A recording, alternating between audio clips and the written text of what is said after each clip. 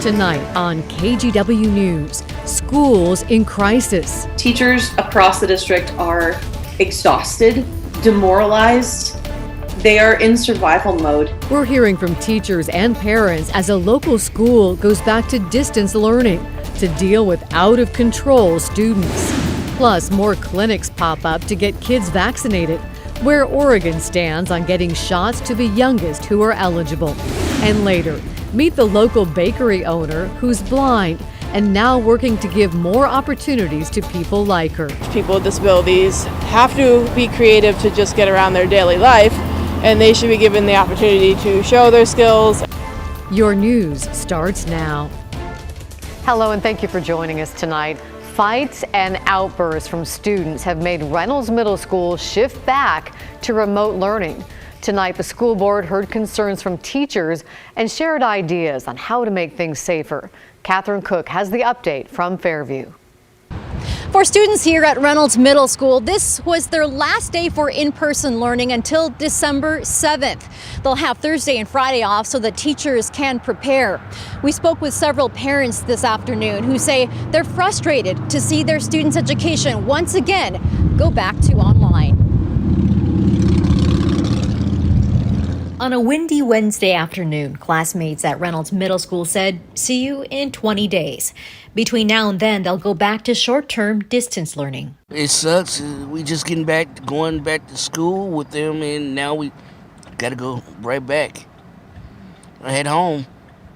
They're not really learning anything because they don't have enough time to learn anything." District officials say they need the next 2 weeks to address multiple fights and disruptions at Reynolds Middle School. They say the behavior comes from struggles some kids are having with socialization skills after months away from classrooms.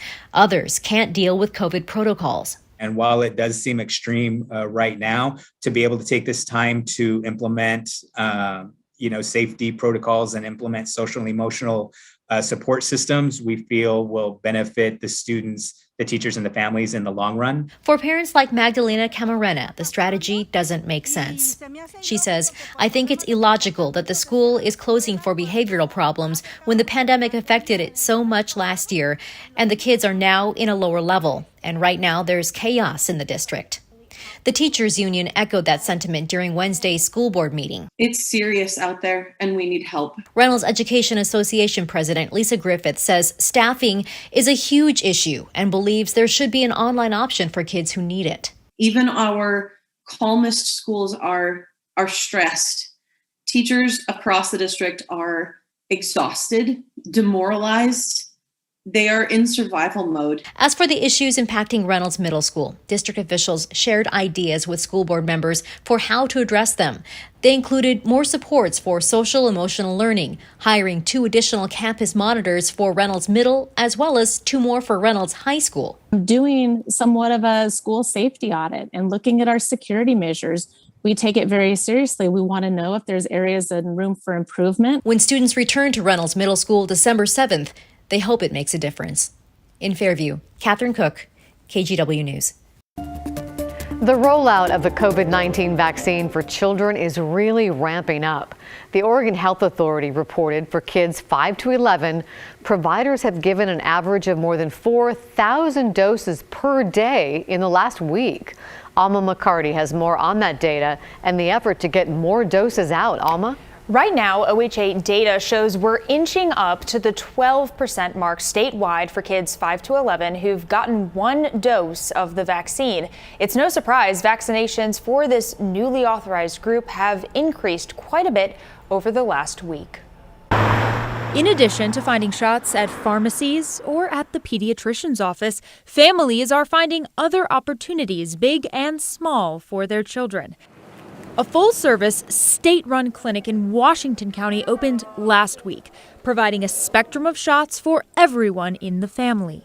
OHA plans to hold similar clinics, areas like Gresham, Wilsonville, and Almsville named as possible locations.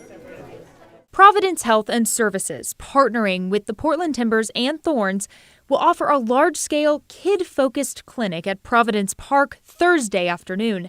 This runs from 4 to 8 p.m. and is a walk-in clinic, no registration required. On a smaller scale, expect more vaccination opportunities like this one in Beaverton. Okay, here we go. 1, 2, 3. On Wednesday night, kids 5 to 11 at MVP Dance Elite could get their first dose, while older students and parents could get boosters. Kids are so excited to get shots. A lot of them have older siblings that got shots, so they want one also. Dr. Maureen Mays says she's extending her outreach beyond this one studio to other after-school spots to help families fit the vaccine into their busy schedules. Kids feel comfortable here. They see their friends getting shots. They don't have to wait in line for hours and hours and hours in the car. All those things that just are huge blocks into getting shots in kids' arms. I was excited to have our whole family vaccinated for us and for others, but I was also a concerned parent. Kirsten Killingstad says she took her vaccine questions to her son's pediatrician, alleviating her nerves. She then brought him here to a place he knows well. Filled with people we know, a place that's comfortable, and although there's doctors here in white coats administering the shots, it's not hospital-y or doctor-y. It's more of a comfort kind of a feel, I guess I would say. As with previous vaccine rollouts for different age groups, as time goes by, there will be more shots and more sites available for kids. You can head to getvaccinated.oregon.gov for a comprehensive list of providers. Also, keep in mind more doses are being distributed by the family doctor or pediatrician this time around. Thank you, Alma. In developing news tonight, the man wanted for shooting at a sheriff's deputy in Wasco County is now in custody. Officers arrested Logan Cantwell in Skamania County today. He was spotted yesterday in Multnomah County in the Corbett area. The sheriff's office said he was trying to steal a car there. Cantwell has been on the run since Saturday. The Wasco County District Attorney told us Cantwell was being chased on Highway 97 near Shannaco. That's when he allegedly got out and started shooting at the deputy's car. He hit the driver's side windshield multiple times. The city of Salem hopes micro shelters will help in the homeless crisis. This project comes on the heels of a failed tiny house village. The nonprofit Church at the Park plan to manage the outdoor homeless village on a city-owned lot along Wallace Road Northwest in Salem. But the project was nixed because it's a wetland that's prone to flooding. Another site on Northeast Portland Road has been up and running for about a month now. It includes 30 micro shelter spaces that come with 2 beds and a table. We have identified at least 1,500 individuals that are living on the streets right now, and we don't have enough housing, and we don't have enough shelter beds.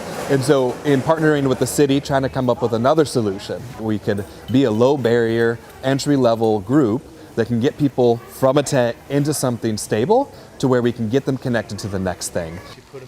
The cost to build is about $5,000 for each of the shelter spaces. In the short time they've been open, 7 families have already either transitioned into housing or other programs. In Grants Pass, emotions are getting heated after a controversial decision by the school board. Hundreds of students walked out of class earlier this week in protest after the school board reinstated 2 employees who had been fired. They were fired for promoting the I Resolve movement. It's an organization that pushes education leaders to adopt anti-transgender policies around bathrooms, pronouns, and names. Students say reinstating those employees hurts transgender and other LGBTQ students. We wanted to give these students that felt like they didn't have a voice and they didn't feel safe in the school, you wanted them to feel this support. And if they're coming out here being surrounded by hundreds of other students, I really think people are coming out of this with a positive mentality. During the walkout, counter-protesters showed up and people started fighting, including both students and adults. Police arrested 2 students and an adult.